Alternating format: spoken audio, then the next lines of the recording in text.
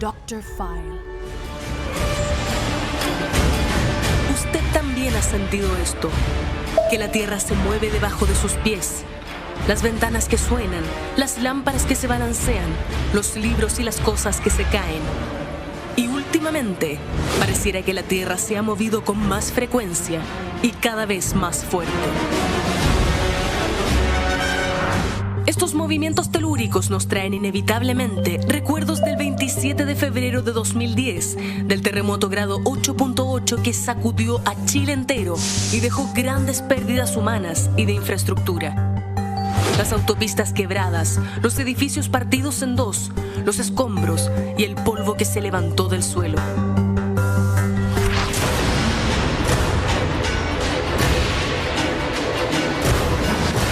En los últimos días se han registrado diariamente un promedio de 15 sismos por sobre 3 grados Mercalli.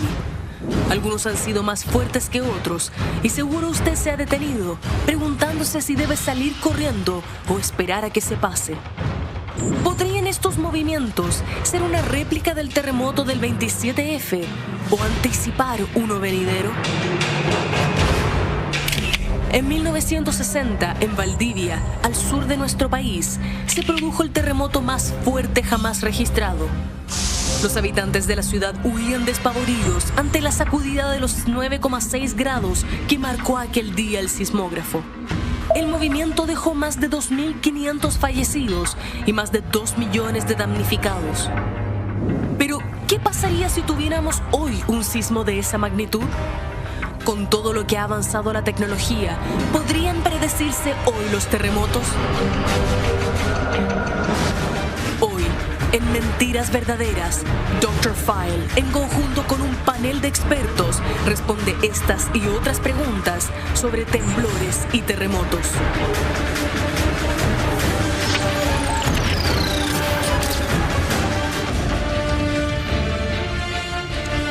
Claro que sí, estimados amigos, como se lo habíamos contado, y gracias a las preguntas que también ustedes nos hacen llegar toda la semana, hoy queríamos hablar de terremotos. Estamos en el país, si no es el país más sísmico, es uno de los más sísmicos del planeta, por lo tanto son temas que nosotros tenemos que tener frecuentemente en nuestra agenda. Cristian Contreras, Dr. File, bienvenido como todos los viernes. Igualmente, Eduardo. ¿Puedo tenerlo por acá? Un gusto estar contigo, con todos los amigos ahí en casa y bueno, y con dos expertos con los cuales vamos a compartir toda la situación de temblores, erupciones volcánicas y otras cosas muy relevantes, sobre todo esta semana. Está con nosotros Pablo Salucci, que también ha estado ya en el programa en más de una oportunidad, geógrafo de la Católica. Bienvenido, Pablo, gusto saludarte. Y geólogo de la Universidad del Desarrollo, Cristian Salazar, bienvenido también. Gusto de tenerlos acá. Llama la atención la percepción que va quedando la gente que, a propósito de estos sismos que se han registrado en los últimos días, Cristian, estuviera temblando más, que la tierra se estuviera sacudiendo. Hay una percepción ahí y hay una alerta de la gente.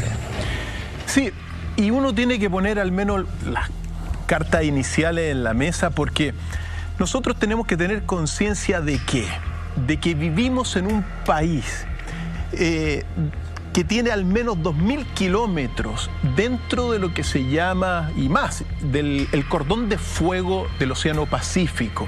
Es decir, donde confluyen la mayor cantidad de sismos y erupciones volcánicas del planeta. Por lo tanto, lo que ha ocurrido esta semana, 2 sismos de 5,4 y un sismo que en otras partes del mundo se podría considerar un terremoto de 6,6, es parte de lo, bueno, un poquito de nuestro carácter, de nuestra idiosincrasia, de lo que nos marca, para lo cual hay que estar preparado, sobre todo, ¿por qué? Porque erupciones volcánicas se van a repetir en nuestro país y también terremotos, mira, cada cierto tiempo nos va a llegar un terremoto. Por eso creo que lo primero que uno tiene que dejar por sentado que, si bien es cierto, trae mucho miedo a muchas personas o inquietudes, es importante darnos cuenta que es parte de nuestro carácter debido a la geografía que tenemos. Está en nuestro ADN, podríamos decir, Pablo, esta condición de ser un país movido sísmico. No, ciertamente nuestro país, de hecho, su configuración geográfica, geológica, se debe justamente a esta convergencia que estamos frente a esta placa que es muy inquieta. No olvidemos que la placa Nazca tiene una velocidad promedio de 7 centímetros por año, lo que va configurando el territorio. Los Andes se levanta justamente por este empuje. 7 centímetros por año. Claro, esa es la velocidad promedio, en el norte se mueve un poco más, pero eso es por lo menos la zona más activa. Obviamente tenemos una velocidad promedio como la que indicaba. Ahora, obviamente eso nos ha ido también marcando como población, o sea, como país, ¿no? Nuestra solidaridad está claramente marcada a fuego por una larga historia sísmica y también la población lo ha ido aprendiendo. Y en ese sentido, aprovechando que lo que se decía en la nota, el 2010 fue muy importante, generalmente es una inflexión, porque hasta el 27 de febrero de alguna manera nos habíamos olvidado de la realidad sísmica que hay en nuestro país. Habíamos tenido un terremoto el 3 de marzo del 85, pero estamos hablando de un megaterremoto con un tsunami muy importante que no se observaba específicamente desde el terremoto del 60. Eso obviamente nos remece el piso y nos remece las conciencias. Hoy en día, gracias a ese terremoto, hoy en día estamos más conscientes, ya hay simulacros. Se habla generalmente de que hay que estar preparados y activos, no solamente preocuparse, sino que ocuparse. Y eso, además, muy importante, ha permitido que la academia se acerque a la ciudadanía. Y eso es clave. Es verdad. Porque a la medida que la ciudadanía conoce la investigación, todo lo que está detrás, entendiendo que solamente hemos observado la historia sísmica en 100 años, lo que es nada, en 4.500 millones de años que tiene la Tierra, obviamente estamos aún en un aprendizaje que tenemos mucho aún por andar. Es interesante eso, Cristian, que efectivamente el terremoto del 85, que fue bastante intenso y devastador, no tuvo esta repercusión que tuvo el 27F en términos mediáticos. Bueno, son mundos distintos, del 85 en la hora respecto a los medios, pero es verdad que yo siento que ha habido un cambio desde la percepción que tenemos las personas respecto a nuestra cotidianidad sísmica después del 27F. Claro, en la historia de Chile científica, por decirlo, de los desastres naturales y en este caso los terremotos, estos hitos generan un precedente y un cambio grande. Por ejemplo, el terremoto de 1906, catalogado en la ciudad de Valparaíso, genera la creación del Servicio Nacional de Sismología. También lo mismo con la erupción volcánica del Chaité en el 2008, genera un quiebre también en la inversión pública en fortalecer el Observatorio Volcanológico Los Andes del Sur en Temuco. Se multiplica, crece una red de monitoreo muy grande, que hoy día se tienen más de 45 volcanes monitoreando de los 90 activos, y después del 27F también se toman una serie de medidas protocolares. Y aquí viene un antecedente muy importante, que previo al 27F existían al menos 2 artículos científicos publicados con investigadores nacionales y extranjeros, con fondos nacionales y extranjeros también, que decían que era una zona altamente vulnerable, estaba dentro de las más vulnerables de Chile para generar un megaterremoto, que son los que tienen categoría sobre 8 grados. Entonces ya existían estos estudios previos, y qué se puede hacer es trabajar con la población, trabajar con los organismos de emergencia y con los organismos científicos, como hoy día por suerte se están haciendo, y se tomaron otras directrices mucho más fuertes para abordarlo. Un segundo, Cristian, porque si existía un estudio serio realizado por investigadores chilenos que hablaba de la vulnerabilidad, por decirlo de alguna manera, y la potencialidad de un megaterremoto sobre 8 en la zona, ¿esa información llegó en algún minuto a las autoridades? ¿Las autoridades la consideraron, no la consideraron? Esto es como en las películas, ¿no? El científico que viene dice, oye, va a quedar la grande, escúchenme, díganle al presidente, y alguien dice antes no, y el presidente de Estados Unidos al final de alguna manera salva al mundo. En la realidad ocurre algo así también, que la información se quiere hacer llegar a la autoridad política, y de alguna manera la autoridad política no la toma en cuenta. Este tipo de trabajo está financiado por fondos nacionales, principalmente también, y bueno, y extranjeros, y se dan a conocer con lo que nosotros llamamos las publicaciones científicas, papers o artículos, y son de uso público. Están disponibles, la mayoría están publicados en inglés, los más relevantes, los más vanguardistas, etcétera, y en teoría la cadena debe llegar a la autoridad. Y aquí también hay un problema de institucionalidad, porque hoy día, por ejemplo, vemos tsunami, el Choa tiene una envergadura. El tema ciencia de la tierra, geología, Cernagiomín. Por otro lado, Servicio Nacional de Sismología, y así una serie de instituciones. Entonces, bajo mi perspectiva, ¿cómo lo han abordado los otros países? Tienen un organismo donde tiene integrado toda esta etapa, hasta la decisión con la ciudadanía, todo lo que, las decisiones urbanas, de planificación territorial. Entonces va desde el estudio científico, tenemos energía acumulada, se puede generar un mega terremoto, que son los que más están llamando la atención hoy día, sobre 8 grados, hasta la decisión territorial. Entonces aquí se necesita una institucionalidad fuerte hoy en día en Chile para responder la pregunta que tú mismo te estás haciendo ahora. ¿Llega la autoridad para tomar decisiones? Que ese es el punto importante.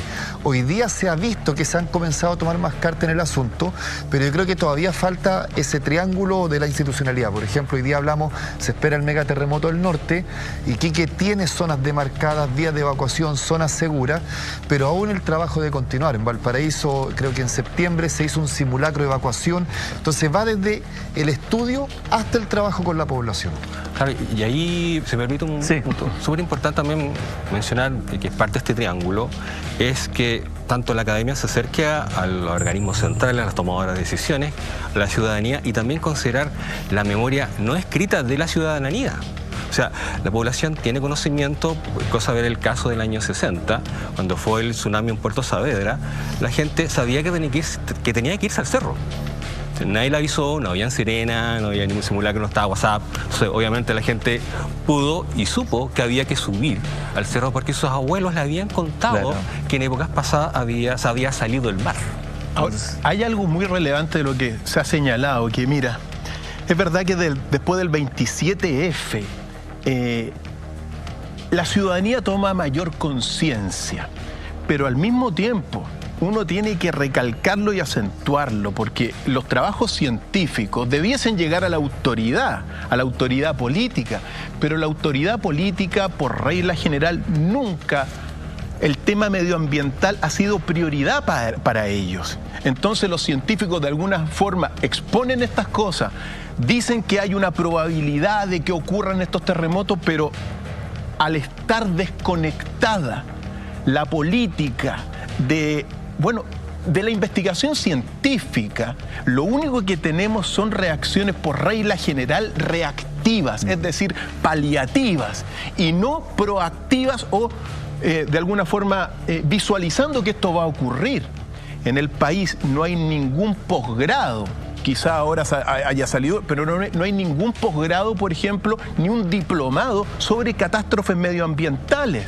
Entonces, eso es muy relevante porque de alguna forma la conciencia que ha permitido, acercarnos a los ritmos de la naturaleza después del 27F, también debiese llegar a la autoridad y considerar el tema medioambiental como una prioridad, porque terremotos van a volver a ocurrir en nuestro planeta. Ahora, y en nuestro país también. Antes de revisar algunos de los principales terremotos que ha tenido nuestro país, que estamos ahí, en esto sé que somos top 10, ¿no? Estamos ahí instalados absolutamente a nivel global. Salta la pregunta. Si vivimos en el país más sísmico del mundo, quizás la autoridad no necesita un paper que te diga eso, porque está de cajón qué va a pasar. Porque además no lo podemos evitar. No es que, nos avisaron, vamos a tomar las acciones y no existe esa tecnología. Entonces, en el fondo la política pública debería estar hace mucho tiempo ya establecida y zanjada con cosas que se siguen viendo. Ciertas instituciones que son necesarias para la sociedad instalados en zonas que van a verse afectadas por un tsunami, o edificios también que son relevantes, que no están mal ubicados. Ese tipo de detallitos, yo creo que hace rato ya los deberíamos haber tenido más que resueltos, ¿no, Pablo? Sí, es un tema complejo. O sea, claramente nuestra normativa aún no recoge toda la experiencia. O sea, hemos tenido una serie de vivencias, pero que no necesariamente se transforman en experiencia. Y eso quiere decir que se plasme en un documento restrictivo. O sea, tenemos grandes problemas hoy en día en lo que es la planificación costera. Entiéndase lo que es restringir aquí algunas zonas que ya están habitadas y también no seguir interviniendo aquellas zonas que naturalmente, por su dinámica, son zonas de resguardo frente a un tsunami. Por ejemplo, los humedales y las dunas. Humedales y dunas. Y dunas hoy en día son barreras absolutamente efectivas frente a la llegada de tsunami a la costa. Y ¿qué se está haciendo? Desarrollo inmobiliario muchas veces que no considera esa dinámica y secando humedales. De hecho, efectivamente, en Concepción me llegó la noticia hace pocos días que, claro, se está planeando secar los humedales que hay allá, para proyectos y otras tantas cosas. Y como dice Pablo, son fundamentales para, resistir eventuales tsunamis producto de terremotos.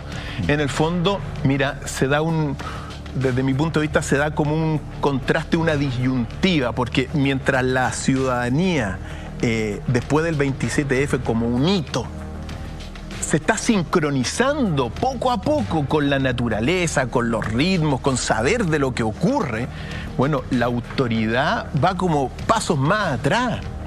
El área científica, acá nos falta mucha inversión en el área científica y lamentablemente durante los últimos años la investigación ha sido menos financiada. Se necesita más inversión en la investigación de terremotos, del comportamiento de los volcanes. Entonces, de alguna forma, también es bueno observar cómo al menos nos estamos sincronizando un poco más con la naturaleza. Y siempre no hay que recordar, porque la historia, si uno recuerda la historia del gran sismo de 1960, que mató a 2.500 personas, bueno, esa es nuestra historia, y que generó un tsunami de proporciones y gigantescas también. Bueno, es tiempo de comenzar una mayor conversación y comunión entre el ámbito científico, geológico, geográfico, con la autoridad política. Los políticos no pueden estar solamente preocupados de cabezas de pescado y no preocuparse de esto que nos está trayendo muchas preocupaciones. Revisemos ese 22 de mayo de 1960, el terremoto más grande, Cristian, que se ha registrado. ¿Cuánto duró? ¿Cuáles fueron las características de ese terremoto? Sí, bueno, como bien dice, el más grande registrado instrumentalmente. Correcto. Se estima de que previo a la instrumentación ocurrieron terremotos de mayor envergadura, tanto cuando existía el hombre o no. Y bueno, de hecho los instrumentos podían medir en la época hasta esa magnitud. Algunos dicen de que las agujas en ese tiempo del sismógrafo era papel, iba rodando, y que las agujas saltaron del estándar de medición. O sea, puede haber sido Algunos mayor. Han estimado que pasó los 10 grados.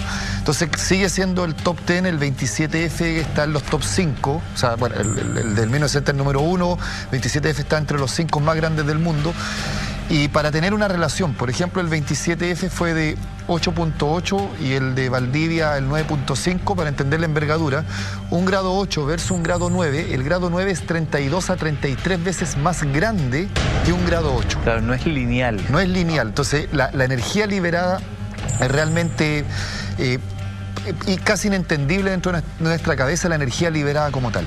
Los cambios que significó, cambio de la topografía, niveles de terreno que subieron, que bajaron, el Puyehue entró en actividad, se indicó, se generó un dique, se acumuló agua para generar un aluvión posterior, cambió la línea de costa, o sea, cambio de la topografía total. Que todo ahí eso llega, en 3 minutos. Todo eso en más o menos 3 minutos. Qué locura. Algunos dicen que la tierra ondulaba, etcétera. Hay mucho registro de la misma gente que dio la entrevista en la época, y recordar de que el día antes había ocurrido un terremoto en Concepción también.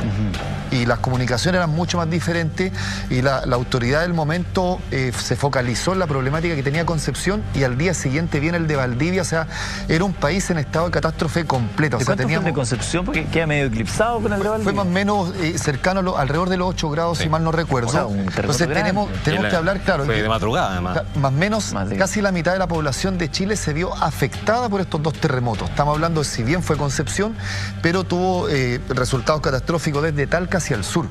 Y la zona de ruptura del terremoto de Valdivia fue desde la península de Arauco hasta la península del Taitao. Fueron 1000 kilómetros. 1000 kilómetros. 1000 kilómetros. O sea, todo ese segmento se vio azotado por el terremoto y por ende después por el tsunami. Si hiciéramos una referencia, sería como Santiago, Antofagasta. Santiago, Copiapó, un poco más. Santiago, Copiapó, perfecto. Sí, Santiago, Copiapó, un poco más. Claro. Bueno, y ahí viene una serie de medidas posteriores. Por ejemplo, como decía anteriormente, después de estas grandes catástrofes vienen medidas posteriores. Es una dinámica natural en Chile y en muchos países, y ahí viene un cambio normativo de la construcción, que eso también nos marca mucho, y si nos damos cuenta en los terremotos posteriores, 85, 2010, las construcciones que se ven afectadas, la mayoría son de adobe, y de hecho las construidas posteriores al 1960 la mayoría resiste muy bien a lo ser con daños menores. Entonces esa fue una muy buena decisión, y de hecho ahí hay algo anecdótico también de que Punta Arenas quiso cambiar esa normativa en un momento que ellos estaban en una zona que no están teniendo terremoto, pero no de la envergadura que se tiene en la península del Taitao, de la región de Aysén hacia el norte. También es una zona vulnerable, pero mucho menor al resto de Chile. Entonces ahí vienen este tipo de decisiones que son buenas a futuro, lamentablemente después de las experiencias. Hay que recordar, las cifras, perdón, Eduardo, solo para dejarlo planteado, 2.500 muertos, 2 millones de damnificados. Efectivamente, más de 2 millones de damnificados. O sea, un tremendo impacto que tiene relación también con lo que está generando a nivel de la psicología colectiva este tipo de cosas. Porque claro, golpeó en 1960 esto muy duramente, pero de alguna forma lo que ha ocurrido después del 27F del 2010 también ha generado una conciencia psicológica, una conciencia ciudadana más acentuada. Por eso de alguna forma es parte de ciertas predicciones que así, quizá con estos dolores, con estos padecimientos, con el recuerdo de estos terremotos, no solamente en Chile, en otras partes del mundo también, nos vamos sincronizando poco a poco con la Tierra y con los ritmos de la Tierra que son fundamentales para el futuro. Pablo, desde la perspectiva de este terremoto en Valdivia y de todo lo que pasó, ahí Cristian nos daba una síntesis de todo lo que pasó en esos 3 minutos que duró, como los que conocemos Valdivia hoy, conocemos una Valdivia muy distinta como era. Claro. A veces nos cuesta lograr dimensionar la fuerza de la naturaleza como para que todo eso se suscite. ¿Cómo, desde esa perspectiva, cómo se logra determinar la cantidad de energía? ¿Es una estimación? ¿Se puede ser aún más concreto en saber la cantidad de energía que se libera para darle una magnitud a un sismo? Mira, o sea, justamente es bueno tomar los parámetros. Recién hablábamos que lo que es la extensión del terremoto del 60 tuvo una ruptura, porque finalmente cuando viene el terremoto en sí se genera una fractura a la corteza, para que lo entendamos de alguna manera, que tuvo un largo de 1000 kilómetros. O sea, en ese plano, o sea, son 1000 kilómetros de largo, se va produciendo la liberación de energía. En el caso del terremoto del 27 de febrero, la ruptura fueron 500 kilómetros. Para que tengamos un parámetro de cuánto es la dimensión entre dos sismos muy importante. Claramente es un parámetro muy importante para definir finalmente cuánta energía se libera. Ojo que se habla que el terremoto del 60 duró 10 minutos, esa es la duración de que se habla, fueron 10 minutos. De hecho, justamente eso es lo que busca un poco el parámetro de la escala que probablemente todos conocemos, que es Richter, que es justamente poder dimensionar la duración del sismo con respecto a su línea de ruptura. ¿Ya? Y eso es un poco lo que podemos explicar de qué manera podemos entender lo que es la liberación de energía. Claro. Y eso está muy de la línea justamente de cuánto tiempo ha pasado con respecto al anterior ciclo sísmico. Valdivia tiene una larga data también de terremotos. De hecho, si uno se va al registro histórico, el primer terremoto registrado por los cronistas, que de hecho lo pasaron bastante mal, reportaban al rey de España que fue, por favor, le mandaron auxilio porque se les caía en la ciudad, que fue el terremoto Concepción de 1570, y después en 1575 otro terremoto grande en Valdivia.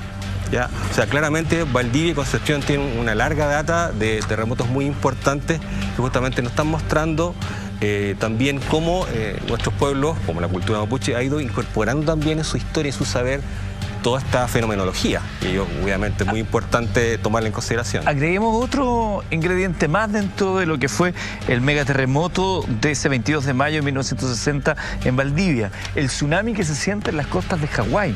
Exacto, ese es un gran dato. Y llega a Japón también. Exportación no tradicional chilena. O sea, claro, de hecho en Japón ellos recuerdan ese tsunami como el tsunami de Chile, y obviamente hay un hito allá en la zona donde golpea y finalmente también cobra víctimas, entendiendo que la ola cruzó prácticamente todo el Océano Pacífico en cuestión de un día, y eso nos vimos que una ola de tsunami puede alcanzar fácilmente en mar abierto 800 kilómetros por hora, o sea, para que entendamos casi la misma velocidad de un jet comercial. La velocidad 800 kilómetros por hora. De esas son las magnitudes que estamos hablando. Por eso es tan importante conocer y saber sobre la actividad sísmica, la actividad volcánica, que son parte, ¿no?, de nuestra naturaleza. De los pueblos, ¿no?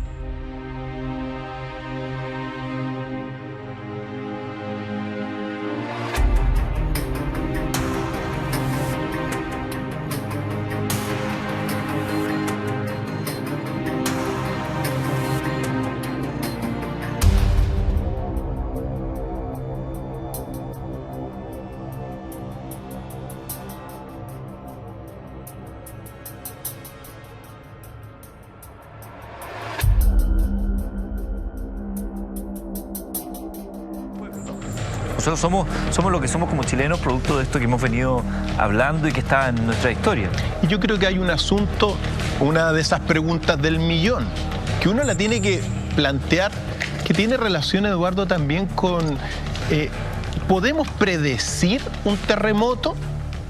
podemos tener una visualización de cuándo va a ocurrir un terremoto o una erupción volcánica. Creo que es muy relevante porque evidentemente lo único que uno puede saber a nivel de una intuición general es que, claro, estamos en un país con terremotos que se repetían antes del 27F, al menos siempre se decía, mira, cada 10 años más o menos hay un terremoto en Chile. Pero la pregunta cae de cajón, Eduardo. ¿Se pueden predecir los terremotos? Se la hacemos a ellos y después sigamos conversando. ¿Qué dice la ciencia? Uy, es bien variopinto lo que dice Sí, estamos en esa línea. Yo creo que es bien discutible, pero... Sí, estamos trabajando para usted. Oye, hasta donde yo entiendo, la ciencia puede establecer que en una zona se va a... Lo que estamos hablando del norte, se espera el terremoto grande para el norte. De alguna manera hay una predicción. Lo que no se ha podido establecer es con fecha y hora, ¿no?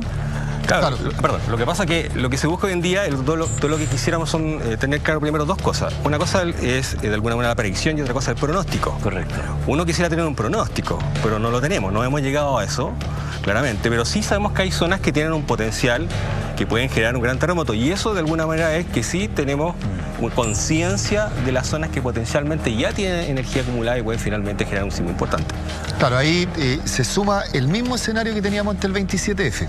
Hoy día existen publicaciones científicas por chilenos, extranjeros, revistas internacionales, con fondos públicos, investigación pura y dura, donde están ya las zonas de vulnerabilidad para generar megaterremotos en Chile. En particular, hoy día ya está comprobado, medido, se sigue midiendo con instrumentos, se sigue analizando, se siguen haciendo nuevos artículos y la zona entre Iquique y Tocopilla es el escenario más vulnerable que se tiene hoy día. Iquique, Tocopilla. Iquique, Tocopilla, ya está publicado que la energía acumulada, aquí hay física pura y traducción matemática con ecuación, etcétera, que podría llegar a generar terremotos por sobre 8 grados, que ahí es donde se habla en el mundo científico de megaterremotos. La otra zona vulnerable es Atacama, más o menos entre Bahía Inglesa, Caldera, hasta Huasco, Vallenar más o menos, y ahora último está entrando un tercer actor, que es la zona entre los Vilos Valparaíso, los Vilos Navidad. Ese segmento, y ahí sale siempre la pregunta, pero no fue el de marzo, pero no está el de marzo de 1985, pero no tiene la categoría de megaterremoto sobre 8 grados. O sea, en este pasar, también en Iquique ocurrió uno cercano a 8 grados, pero ya inferior. Ocurren eventos previos dentro de esta zona y eso es lo que se llaman las lagunas sísmicas. Todos los eventos que están ocurriendo día a día, o sea, en Chile en un año ocurren más de 7.000 eventos sísmicos. Eso es lo que ocurre en un año en Chile. Y todos se van mapeando y monitoreando con la red que cuenta hoy día en Chile. Y además se van midiendo con otro tipo de instrumentos donde se está acumulando energía, se está midiendo deformación de la corteza. En un mismo punto, el milímetro que se pueda desplazar hacia el norte o hacia el este o en la vertical, todo eso se va midiendo y se traduce en energía acumulada y lo que generaría una vez que esta fricción se detenga y termine cediendo el terreno y se manifiesta a través de un terremoto. Eso está hoy día publicado y esas 3 zonas son las más vulnerables que tiene hoy día Chile. Las 3 zonas, la tercera, me parece, sin ser especialista, es densamente poblada. Ese es el gran problema de esa zona, que es la ciudad costera más poblada de Chile, que es la zona Valparaíso, Viña del Mar.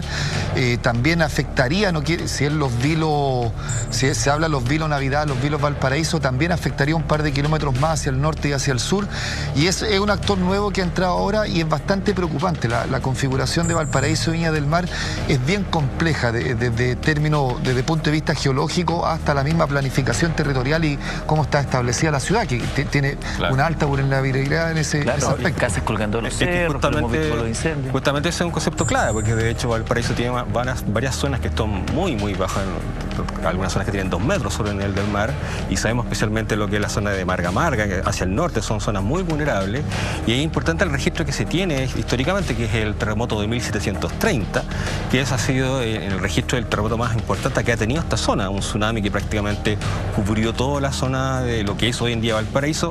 No olvidemos que cuando hablamos de riesgo hay que hablar de la configuración del mismo riesgo, es decir, la vulnerabilidad la construye el ser humano. Generalmente el ser humano a veces construye peligro. No olvidemos que buena parte del plan de Valparaíso ha sido rellenado, porque antiguamente el mar ingresaba mucho más adentro de lo que es la zona que hoy en día conocemos como el plan de Valparaíso. ¿ya?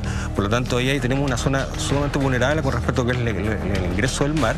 Y veamos lo que está pasando hoy en día con las marejadas. Ahí nos está claramente indicando una alerta de aquellas zonas que justamente son zonas inundables.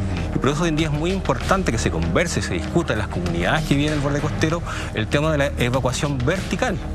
¿Ya? Porque sabemos que, por ejemplo, el sector de Marga al norte, dentro de los tiempos que normalmente generan los protocolos de evacuación, no logran evacuar porque el punto seguro está muy atrás. No olvidemos que ahí tenemos una población adulto mayor, ¿ya?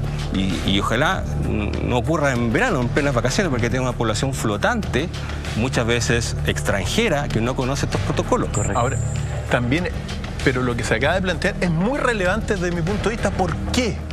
Porque, mira, hasta hace unos años atrás se decía que era imposible predecir o pronosticar un terremoto. Entonces, eso lo decían las autoridades geológicas de nuestro país, e incluso algunas del viejo paradigma, como digo yo, dicen que no, que es imposible porque no saben cuándo y dónde va a generarse el epicentro.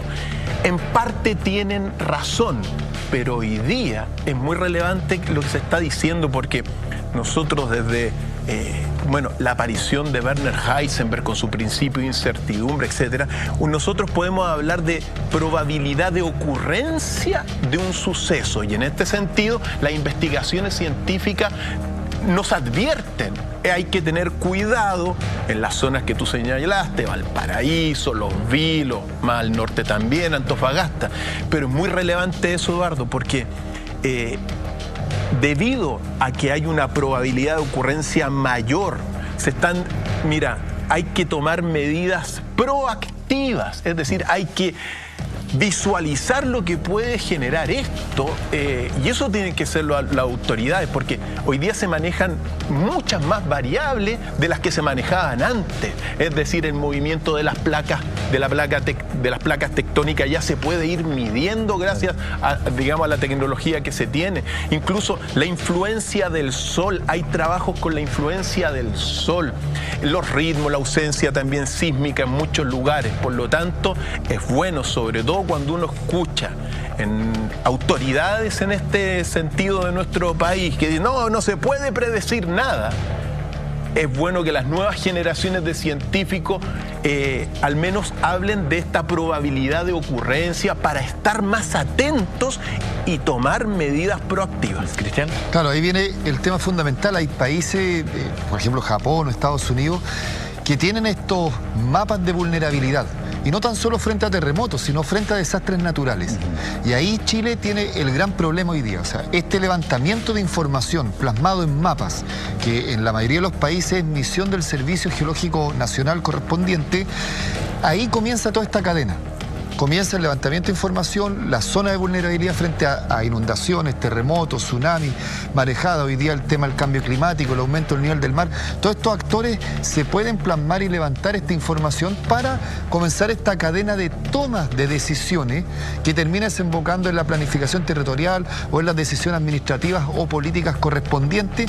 Y además, como ya las poblaciones están instaladas en zonas vulnerables, todas las ciudades, todos los asentamientos tienen algún grado de vulnerabilidad, desde la inundación hasta el terremoto, el tsunami, etcétera.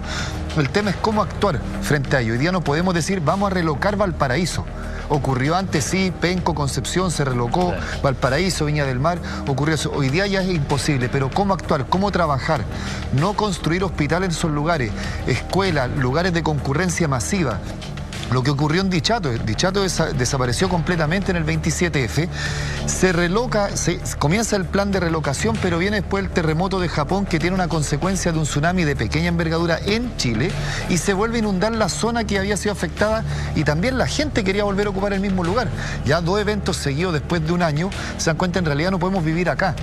Los relocan y después lamentablemente con los incendios posteriores que ocurrieron no había un buen plan de manejo forestal y se vieron afectados por los incendios posteriores. Entonces aquí ese levantamiento de información y tomar decisiones con información técnica es fundamental hoy día. Permítame un segundo, porque es muy interesante eso también, la porfía de las comunidades respecto a algunas decisiones de carácter técnico. Chaitén, por ejemplo, podría llegar a ser otro ejemplo. Vamos a hablar de eso al regreso de la pausa. Estamos esta noche de viernes hablando de la actividad sísmica en nuestro país. Ya regresamos en Mentiras Verdaderas.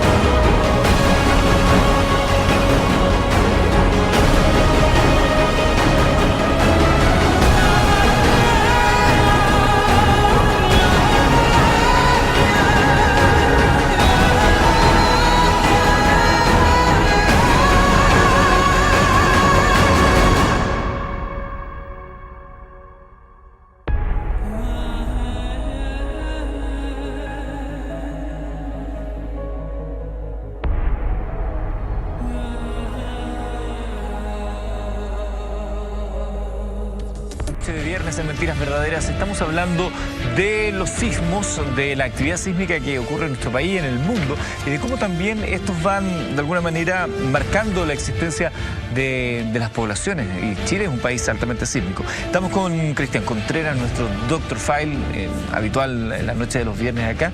Cristian Salazar, que es geólogo de la Universidad del Desarrollo, y Pablo Salucci, geógrafo de la Universidad Católica. Hablábamos antes de la pausa del caso de Japón, a propósito de las imágenes que estábamos viendo, que nos permitió constatar visualmente, ya con imágenes de mejor calidad, de producto de la prácticamente omnipresencia de las cámaras de todo tipo, cómo ocurría un tsunami y cuán devastador y rápido puede llegar a ser su avance. Ahí estamos viendo algunas de las imágenes. Tú, Cristian, me contabas de lo que le había sucedido a un colega de ustedes allá. Claro, o sea, un colega geólogo japonés de la Universidad de Niigata. Conversábamos sobre el problema que ocurrió con Fukushima también el 2011. Ellos sí, se puede decir de que el país más altamente preparado para este tipo de eventos. De hecho, ellos tienen una alerta temprana, llegan mensajes a los teléfonos, televisión, radio, varios segundos antes, y aquí cada segundo es vital para parar la actividad que uno tenga, subir, bajar de un edificio, etcétera, detenerse y poder actuar. Por ejemplo, también me comentaba el problema con Fukushima. Ellos tenían muros de contención en caso de alguna probabilidad de tsunami, y lo tenían de acuerdo al registro histórico de ellos. Ya hasta X envergadura con este muro de contención se puede resistir, pero el tsunami los sobrepasa y ahí se genera el mayor problema. También, por ejemplo, pudimos ver hace un par de meses hubo una alerta de tsunami en Niigata también, y se vio en la imagen, estaban transmitiendo en vivo los japoneses, los barcos comienzan a salir mar adentro, claro. O sea, salen a alta mar literalmente. Entonces estamos hablando de una población muy educada, muy preparada, con bastante simulacro y con bastante inversión tecnológica y una coordinación que está mucho más allá de los presentes que tiene hoy día Chile. Cristian, ahí cuando vemos esa imagen de cómo el agua avanza, empieza a armar una verdadera sopa con automóviles, con restos de casa, personas, los barcos, y es una fuerza que es simplemente que está nomás, no hay nada que hacer al respecto. No, contra la fuerza, especialmente el agua tiene una potencia realmente impresionante. No tiene nada más que Japón tiene una condición geográfica muy especial. Ellos han ido, en su condición insular que tienen, ellos han generado muchas islas artificiales, por lo tanto son de muy baja altura, y por lo tanto en este caso el tsunami, que tuvo altura cercana a 10 metros, tuvo mucha facilidad para ingresar. ¿Recuerdan esa imagen donde salía el aeropuerto y el agua salía barriendo los aviones? Eso es un claro ejemplo. Ese aeropuerto era justamente una estructura artificial que se construye frente a la zona del borde costero natural que tiene Japón. Y es muy interesante porque lo ocurrido acá nos recuerda que muchas veces en la naturaleza, a pesar de nuestra experiencia, siempre nos sorprende. Porque acá están preparados para un escenario, supuestamente el peor, en base a su registro, que fue absolutamente superado. Entonces, porque uno va a Japón y hay varias ciudades costeras que tienen marcas de las antiguas llegadas de olas, y que dice, acá, de aquí atrás construye, acá en adelante no construya, y se respeta. ¿Ya?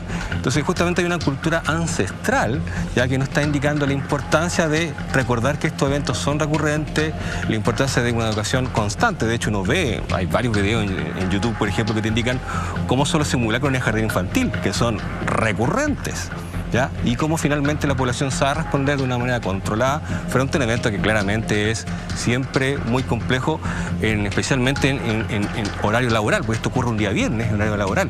Los terremotos, los últimos en Chile han sido, digámoslo, afortunadamente fines de semana. Hemos estado en familia, ya sábado, domingo, el 3 de marzo del 85 fue un día domingo, el 23 fue un día sábado. Entonces, el día laboral y el día que ocurra finalmente el evento también es un elemento de vulnerabilidad y a tener en consideración. Hay que recordar que en este terremoto murieron al menos 15.000 personas, ¿ya? Y estamos hablando de un Japón muy avanzado, desarrollado, y sin embargo la naturaleza les demostró lo insignificante, bueno, al comportamiento. Y esto me lleva a una pregunta que se la quiero plantear a ustedes. Frente a la eventualidad de un megaterremoto en las zonas que tú señalaste, Cristian, ¿qué también estamos preparados nosotros? ¿Cómo lo consideran ustedes realmente que está Chile en este minuto preparado para enfrentar un megaterremoto? Creo que ahí se puede separar en dos etapas: previo al evento y después del evento. Bajo mi opinión personal, mi perspectiva, he visto que la ONEMI, la Oficina Nacional de Emergencia, se ha fortalecido en sus protocolos. Tenemos hoy día un sistema de alerta preventiva, que eso fue muy bueno. Lo pudimos ver en enero en Tongoy, que hay una alerta preventiva, la gente va al cerro y fue más o menos un saldo positivo en cómo actuar. Bajos catástrofes, el comportamiento humano es impredecible. Y aquí viene un trabajo de educación y tal vez de adiestramiento también, en el sentido de actuar con la mente fría. O sea, la práctica, simulacro, va a llevar a actuar a la población de una manera prácticamente como robot. Debo salir a esta esquina, doblar, hacia allá está la zona segura, la zona de evacuación, no tomar el auto, tomar solo el kit de emergencia. Si no alcancé a tomar nada, no lo tomo. Siempre tenemos ropa, una botella de agua, etcétera. Entonces, aquí viene todo un trabajo muy duro de cuando ocurre el evento, que todavía me dejan muchas dudas. Tal vez los organismos estatales, la ONEMI hoy día está mucho más preparada que antes, pero creo que queda mucho camino por trabajar. Sí. Y en la parte previa, antes que ocurra, yo creo que no hemos avanzado nada. En el sentido de que se necesita ampliar mucho más la red de monitoreo y también el levantamiento de información para saber bien las zonas vulnerables y tsunami, sino en todo tipo de desastres naturales y qué consecuencias podría tener. Y ahí queda un trabajo largo. No es solamente un tema de destinación de recursos, de contratar más profesionales. A modo de ejemplo, Alemania tiene 30 veces más de profesionales contratados por el Estado en problemáticas de desastres naturales. Y Alemania no tiene terremotos, no tiene volcanes, no tiene tsunamis. Suiza, que ya estamos hablando de un país mucho de Chile. Entonces, de hecho, Chile hace un estudio desde el punto de vista estatal, administrativo, de resiliencia, y los resultados no son muy positivos. Entonces, no es tan solo una opinión, sino que ya son estudios que ha realizado el mismo Estado, y la práctica misma nos está demostrando de que hay mucho trabajo por hacer todavía. Hay que sumarle también, no olvidar también, mira, la confianza que debido a las, decisiones erráticas que se han precisamente en el 27F y en otro, por parte de la ONEMI, por parte de los gobiernos de la época, el CHOA, la gente ha perdido confianza en las instituciones como el CHOA. De hecho, me acuerdo de un temblor más o menos fuerte que hubo en Valparaíso, y el CHOA anuncia, no hay tsunami, e igualmente la gente no le hizo caso al CHOA, sino que partió y bueno, subió a las zonas de más resguardo. Es que ese es un tema, justamente recuperar confianza es un trabajo que tiene que ser permanente en el tiempo, y obviamente es súper importante porque son finalmente los organismos que dan las alertas, y obviamente son también los que tienen las competencias técnicas. Y ahí yo creo que comparto en buena parte el diagnóstico de Cristian, porque justamente el ciclo de riesgo justamente tiene una etapa que es muy importante, que es la prevención. Ya, si bien hay que trabajar aún mucho más, también hay que llevarlo también al territorio. Hoy día seguimos teniendo infraestructura crítica en la... No recordemos lo que pasó con la Teletón en el terremoto de Canela Baja, de Coquimbo, 2015.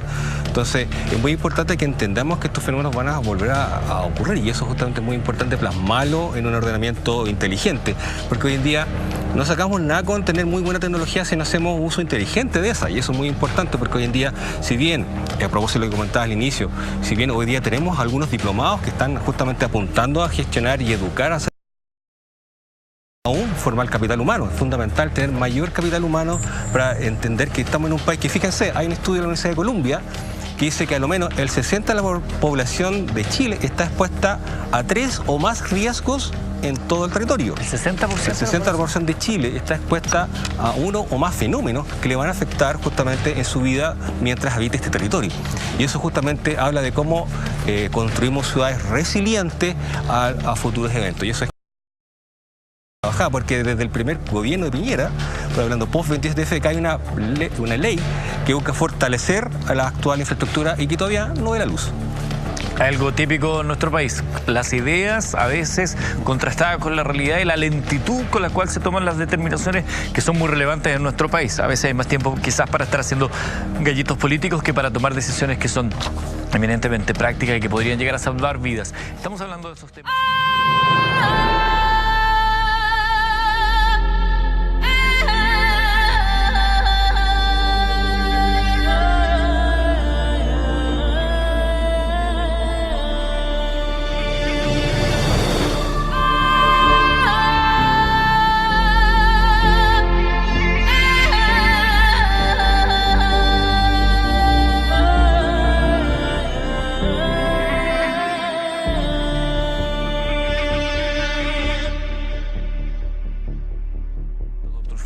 ¿Cómo se vivió a nivel país este terremoto, uno de los grandes también que se han registrado en la historia reciente? Aquí tenemos el caso que señalábamos previamente, un terremoto que en su momento causó estragos, preocupación, pero que no tuvo mayores políticas como sí tuvo el 27F, ese domingo 3 de marzo. Claro, era una situación claramente, lo más claro, una situación política muy distinta, una realidad económica claramente muy distante de lo que tenemos hoy en día. Santiago sufre fuertemente porque aún había bastante construcción en adobe. De hecho, el Santiago Norte es la zona que sufre más daño en esa época. Pero justamente después, salvo el impuesto al combustible, que surge un poco para la reconstrucción. Que era transitorio. Claro, que era supuestamente transitorio, pero una vez más pasó a ser algo permanente. No tenemos de alguna manera un mayor remesón. El terremoto pasa, viene una reconstrucción, que uno puede ver varios vestigios que aún hay recuerdos latentes que no se ha terminado la reconstrucción. Y de hecho si uno ve la historia de Chile permanentemente estamos en reconstrucción. O sea, de hecho, si uno ve el catastro de regiones hoy en día, buena parte de las regiones de Chile están con algún grado de reconstrucción dado algún evento que han tenido, ¿ya? Y eso es finalmente parte de lo que de ahí en adelante. Pero justamente ese terremoto tiene esa particularidad. No hubo mayores cambios, ¿ya? Y hoy en día, si bien la ONEMI está fortalecida, se requiere justamente que tenga más músculo, ¿ya? Porque yo creo que trato siempre de hablar, tengo muchos colegas que trabajan en la ONEMI y a veces yo estimo en realidad que a veces es un poco injusto el trato que recibe la ONEMI, porque la ONEMI hace lo que puede con lo que tiene y eso pasa por los presupuestos que tiene. Tiene un presupuesto muy bajo para la responsabilidad que tiene y eso obviamente se fortalezca este organismo y además que se fortalezcan todos estos organismos que tienen algún poder de decisión a la hora de actuar en la prevención, ya en lo que es el momento de la emergencia y después de la reconstrucción. ¿Ya? Y ahí justamente la fragmentación de nuestro organismo no ayuda mucho. Sí, bueno, el 3 de marzo del año 85, muy buena analogía, que se puede hacer un paralelo muy entretenido con lo ocurrido el 27F. Bueno, yo como persona lo viví como niño. Y claro, es una ciudad que se vio devastada, principalmente las construcciones previa a 1960, y ahí hago todo lo que era adobe, el centro de Curicó, las iglesias caen. Y hago el paralelo con el 27F, porque el año 85 cobra muy pocas vidas, no recuerdo ahora exacto el número, pero fueron muy bajas. 178. 178. Y es por caída de construcciones. Verso el 27F, las víctimas fatales son producto del tsunami. El tsunami, claro. Y si bien lo recordamos, ¿cuánto tardó en darse la alerta? Y aquí viene algo también muy complejo. Dichato, que fue una Constitución, Dichato, y me detengo en Dichato principalmente, ocurre al amanecer. Ya pasadas las 7 de la mañana, la gente migra a los cerros y la gente baja. Y ahí cobra muchas vidas en Dichato. Entonces también aquí hay un punto muy importante. Cuando se da, una cosa es dar la alerta para que se pueda ir a lugares seguros y la otra es decir, ahora se puede bajar, ahora se puede devolver. Esa decisión también es muy compleja. Entonces, cada gran evento sísmico, terremoto, tsunami, tiene diferentes realidades, diferentes dinámicas. ¿Dónde ocurre? ¿Cómo ocurre?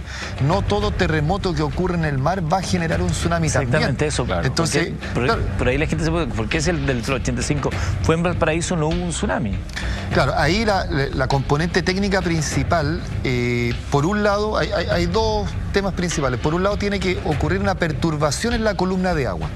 Hay 3 tipos de movimientos principales cuando ocurre, estamos hablando de una subducción de una placa bajo la otra, pero además todo esto está en un comportamiento de diferentes bloques, o sea que tiene sistemas de falla y otras componentes. Y hay 3 movimientos principales, de que 2 hablan de movimiento en la vertical y otro movimiento en la horizontal. Perfecto. Por un lado, cuando hay movimiento en la vertical, falla normal o falla inversa, o movimiento inverso normal cuando ocurren estos terremotos, genera la perturbación en la columna de agua y ahí genera este gran oleaje. Claro. Y por otro lado, ahora en el último tiempo se ha comenzado a demostrar de que no es tan solo ese movimiento, sino que la magnitud liberada, cuando son sobre 8 grados sobre todo, genera la energía que libera, genera esta perturbación también en la columna de agua. Entonces, la decisión de dar esta alerta, que es lo que pasó ahora en Tongoy, que en el verano pasado, en enero, fue muy responsable. Porque el análisis muy responsable. Responsable, muy bueno, muy bueno. Porque no es un tema de un par de segundos o de pocos minutos. El análisis completo puede llevar a tomar horas, y de hecho lo vimos la semana pasada. Un evento se marcó primero 7.2 el de Constitución y se bajó al final hasta 6.6, pero inicialmente partió en 7.2 y ya transcurrido más de un día se logra calibrar mucho mejor. Entonces no es un tema de que se aprieta un botón y sale un resultado o algo por el estilo. Pero por eso se ingresa ahora esta categoría de alerta temprana, dadas las características en Mercalli, de acuerdo a cómo uno lo siente, se dan estas alertas preventivas que son muy buenas desde el punto de vista técnico y para salvar vidas, que es el mensaje principal. Claro. Ahí está, yo creo, eso que está tan internalizado hoy en día, que es si un movimiento sísmico te dificulta estar en pie, eso evidentemente implica que hay que moverse a una zona segura, evacuación vertical o subir a los cerros más cercanos cuando sea posible. A propósito de lo mismo, que el otro día leía por ahí una suerte de controversia que decían a propósito de la proliferación de construcciones turísticas, departamentos, en las primeras líneas costeras. Evidentemente hay quienes dicen por qué los construyen en zonas que ante un tsunami se van a inundar, pero otros decían, pero ya que se están haciendo, ¿no es bueno tener edificios de altura en esa zona para la evacuación vertical? Claro, obviamente, o sea, hoy día uno ve, por ejemplo, hay experiencia en Japón, hay experiencia en Indonesia que construyen infraestructura solamente destinada para evacuación vertical, entendiendo que hay zonas que son llanamente muy planas y no hay un cerro, un punto de altura. Se genera esta infraestructura que tienen muchas veces un uso ambivalente, es decir, durante el periodo calmo, es decir, donde no tenemos ausencia de fenómenos, se ocupan como zona de deporte u otro, y cuando viene finalmente eventos sirven finalmente como refugio. Acá recién se está comenzando a conversar la necesidad de que los edificios que están en primera línea sean ocupados también como de evacuación vertical, y eso es un trabajo que está impulsando el MIMBU, porque es muy importante primero convencer y conversar con las comunidades, entendiendo que los edificios también tienen que tener ciertas condiciones para albergar a un grupo humano que evacuó verticalmente y llega finalmente a la azotea. Entonces es un tema muy importante porque, claro, uno dice, si revisa uno el caso de Iquique, Iquique tiene toda una primera línea con una gran cantidad de edificios, y acá toda la zona central van proliferando y avanzando en densidad de estos edificios, lo que va generando de alguna manera un mayor grado de vulnerabilidad. Afortunadamente también, debido a estos eventos sísmicos, tenemos en general una muy buena construcción para resistir terremotos. Claro, desde 1960 y 85 y todos los terremotos que han habido aquí, temblores, los ingenieros estructurales trabajan hoy día cuando uno ve cómo se diseñan los mismos edificios, las normas. Es decir, estamos en ese sentido, hemos avanzado. Sí. Y es muy relevante porque así, poco a poco, este tema de la evacuación en altura puede salvar miles de vidas ante una eventualidad. Porque claro, por regla general los edificios estarían digamos, capacitados para resistir la ola de un tsunami, considerable, pero no los botaría. Por eso, mira, acuérdate lo que ocurrió el 27F con la zona cero emblemática en Concepción, donde el edificio se quebró. Cuando se quiebra un edificio significa que ahí hay negligencia en la construcción. Porque claro, en vez de ponerle, no sé, un acero reforzado ancho, le pusieron un poquito para abaratar costo, consecuencia catastrófica. Por lo tanto, es muy importante en este sentido también, las construcciones que cumplan las normas, que los inspectores de obra también hagan cumplir las normas para que se pueda evacuar eventualmente en altura. Ahí estamos viendo imágenes de apoyo justamente de edificios. Claro, una norma sísmica que permite que muchos edificios se mantengan, pero otros edificios más antiguos, las iglesias particularmente. Todos hemos pasado, hemos vivido cerca de una iglesia apuntalada con fierros. Ahí la matriz en Curicó, por ejemplo, estuvo mucho tiempo afirmadita. Vamos a hacer la pausa, es la última de la noche, ya regresamos con más de Mentiras Verdaderas, hablando de los sismos y la preocupación que debemos tener al respecto. Ya regresamos.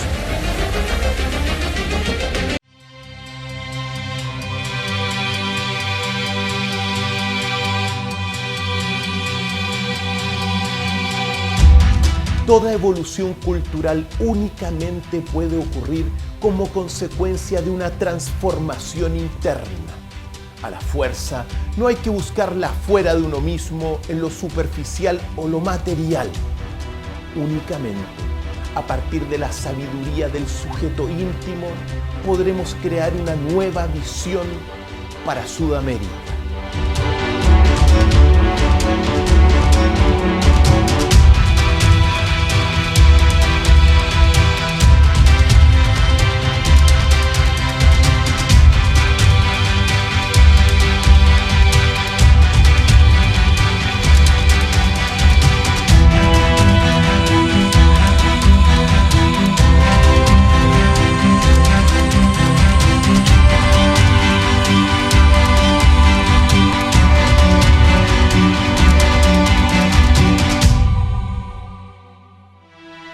Cada episodio de la Escuela de la Fuerza lo vamos a dividir en dos grandes partes. En la primera conoceremos lo real y en la segunda plantearemos nuestra reformulación, nuestra visión para construir una sociedad mejor.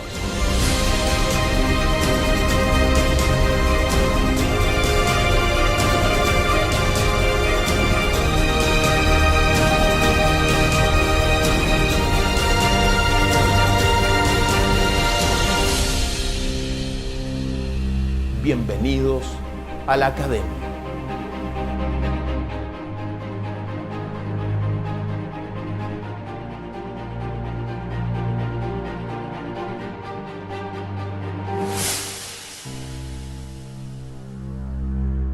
Mentiras verdaderas. Estábamos conversando en la pausa de algunos detalles, algunos que pueden parecer anecdóticos, pero son ciertos. Tú decías, lo primero que uno pide cuando llega a un hotel en Chile es la clave Wi-Fi, ¿no? Oye, tiene la clave Wi-Fi. O el ticket del traguito de bienvenida, es como lo primero que nos preocupamos. Claro. ¿De qué deberíamos preocuparnos? Y justamente deberíamos preocuparnos de la seguridad y la condición geográfica en el territorio que estamos, especialmente si es primera vez que lo estamos visitando y desconocemos su dinámica. Es decir, y considerando tanto el turismo interno como el turismo externo, cuando tú llegas, ¿qué se debería hacer? Cuando tú llegas a un hotel, pides la clave Wi-Fi y antes de llegar a la zona Wi-Fi, que aparezca todas las condiciones que tiene el territorio y cuáles son las precauciones que debes tener tú cuando se genere eventualmente un evento.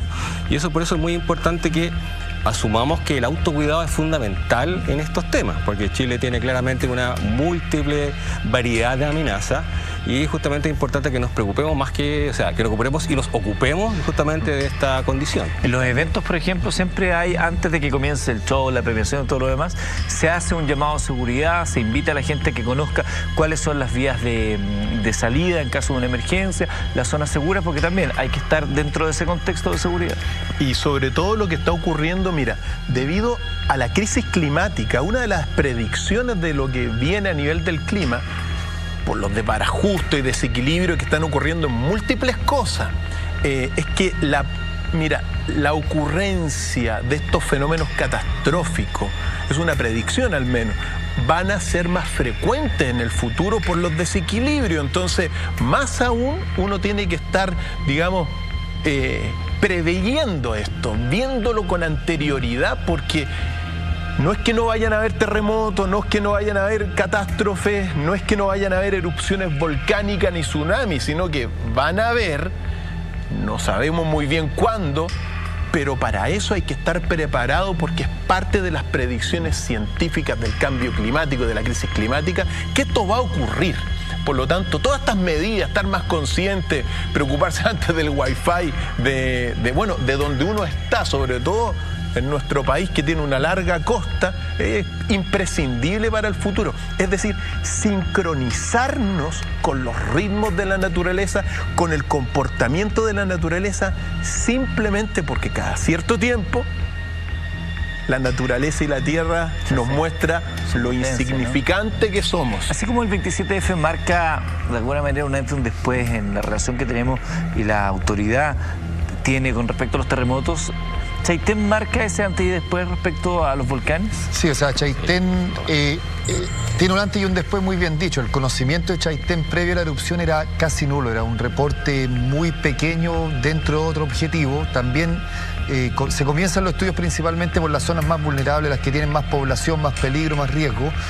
Y claro, producto de esto, bueno, de hecho, antes de la erupción del Chaitén, en el Observatorio Vulcanológico Los Andes del Sur existían 2 vulcanólogos que estaban monitoreando la parte más activa de Chile, que es de Santiago al sur principalmente. Temuco es la capital vulcanológica de Chile y se instala ahí por el volcán Villarrica, que es el volcán más activo que tenemos en nuestro país. Y posterior al 27F se generan una serie de medidas. Y entre estas viene una muy buena política pública en donde se fortalece en términos de infraestructura, instrumentación, capital humano avanzado, y se genera una serie de protocolos posteriores y trabajo con la comunidad también. Entonces ahí hay un trabajo muy bien hecho. Hoy día, de los 90 volcanes más activos que tenemos en el país, 45 están siendo monitoreados las 24 horas y los 7 días. Y es como estas imágenes que tenemos de la NASA, con muchas pantallas y monitores, eso lo tenemos en realidad hoy día en Temuco, gente que está monitoreando a toda hora, y hay vulcanólogos de guardia, de servicio al llamado frente a alguna anomalía o algún comportamiento que requiera la necesidad. ¿Qué ventana de acción da hoy un volcán? En la parte monitoreo vulcanológico se está mucho más preparado, y la ciencia lo permite también en comparación a otro tipo de desastres naturales como los terremotos, tsunami.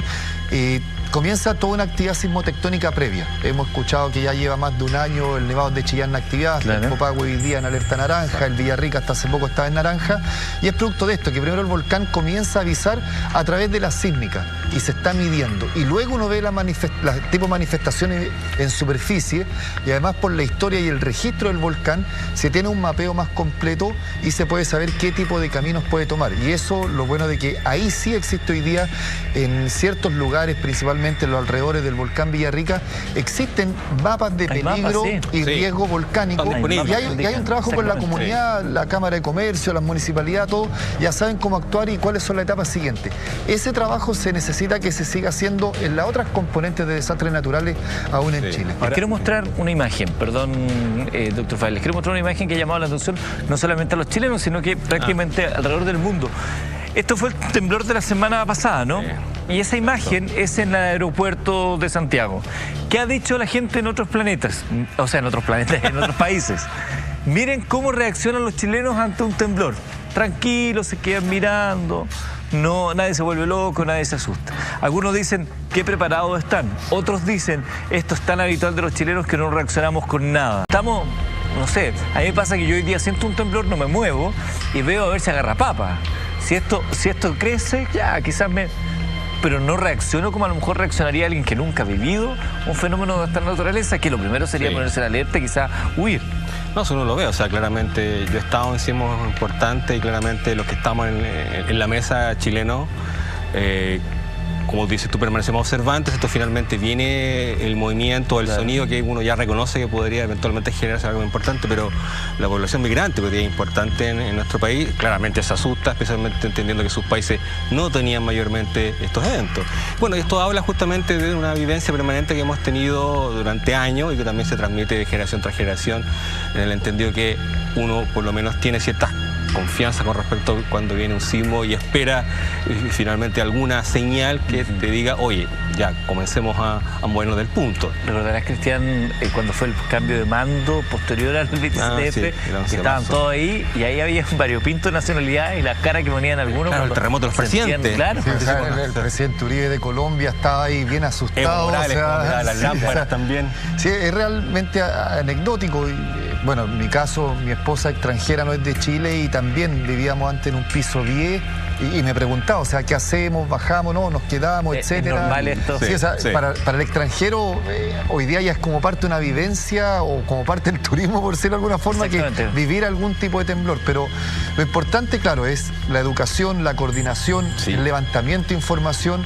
Aquí son vidas, sabemos de que la parte material se puede volver a renacer, reconstruir, etcétera. Pero claro, yo quiero llamar principalmente un poco, hay un tema de institucionalidad que Chile necesita ordenarse y aquí hay ejemplos a seguir y modelos que están muy claros. Y hay una serie de decisiones que se tienen que tomar entre medio. Hoy día se ocurre un evento, ¿a quién le creemos primero? Se hablaba un poco de que se perdió un poco la confianza. Con lo ocurrido hace poco en Constitución, hubo un medio de prensa que dio un tipo de alerta y hay toda una polémica sobre este tipo, que está ocurriendo. Entonces hay una pérdida de confianza y eso es grave frente a cuando la autoridad o algún organismo técnico da un tipo de alerta. Hay que solucionar ese tipo de cosas y levantar información e integrarla y usarla. Yo creo que esas etapas son muy importantes. Y creo que esto, ya que nos quedan pocos minutos, es sumamente relevante, porque claro, escuchamos esta conversación y al escucharlo uno dice, estamos súper preparados porque son expertos, doctores en geología, en geografía. Sin embargo, el país necesita mucha más inversión en investigación, en todo lo que son la tecnología sísmica, monitoreo. No nos engañemos, Eduardo, aún a pesar de que se ha invertido algo, aún la situación es bastante débil y hay que apoyarla, hay que invertir más en todos estos, digamos, en la tecnología, en generar capital humano avanzado, porque igualmente, Eduardo, desde mi punto de vista, no estamos muy bien preparados para lo que eventualmente va a venir. Entonces eso es categórico, ¿ya? A pesar de todo lo que se ha avanzado, se necesita más porque la Tierra sí lo está determinando. Nosotros hacemos este programa con el interés de mantener estas conversaciones vigentes en casa, que usted que nos está viendo quizás lo pueda hablar mañana con su familia, con quienes vive, tener un plan en caso de, que es clave a la hora de enfrentar desastres de esta naturaleza. ¿Quién llama a quién, por ejemplo? ¿Dónde nos reunimos? ¿Cuál es la zona adecuada en nuestra casa? ¿Cuál es el lugar más seguro de nuestra residencia, de nuestro edificio? Ese tipo de acuerdos son muy relevantes y es parte de lo que nosotros queremos fomentar con este tipo de conversaciones acá en Mentiras Verdaderas, algo que está en nacimos acá y con eso vamos a vivir y morir en Chile. Muchas gracias a ambos por acompañarnos. Estoy hablando de Cristian Salazar, geólogo de la Universidad del Desarrollo, Pablo Salucci, que es geógrafo de la Universidad Católica, y nuestro buen amigo Cristian Contreras, el Dr. File, que nos acompaña todos los días. Solo decir, mantenerse informado, para eso es, mantenerse consciente de que estos fenómenos son naturales y que van a ocurrir para que no nos ocurran desgracias. Exactamente, quédense con nosotros.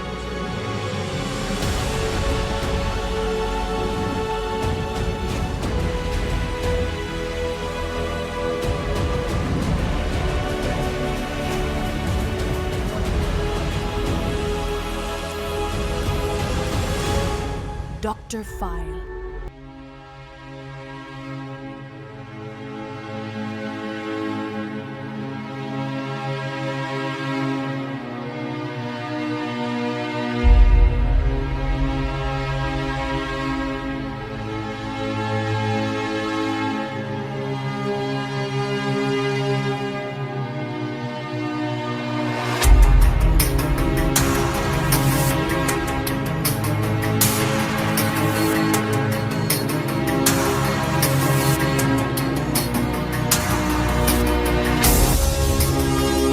La academia busca el cultivo de la sabiduría y la evolución de la conciencia y está compuesta por 4 escuelas. La escuela de los 8 enigmas, la escuela de las 8 culturas, la escuela de las 8 fuerzas y la escuela de los 8 milagros. Las 4 escuelas se relacionan entre sí, al igual que las 8 disciplinas de cada una de ellas. Entre el 8 y el 4 se da la cuadratura del círculo de la sabiduría. Inscríbete en www.academia.university. Nos vemos en la academia.